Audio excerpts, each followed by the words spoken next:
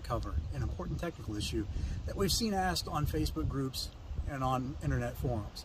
It's an important technical issue, and we're here to help. And that question is, how do I turn on my fog lights?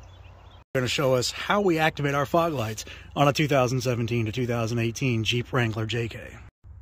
Using your standard government issue Mark 1 Mod 2 thumb and forefinger, you will apply pressure to the end of the turn signal stalk. And yes, that's called a stalk. Next, you will pull outward until you hear a click. Next, you'll see a green indicator illuminate in the dashboard. Congratulations, your fog lights are now on.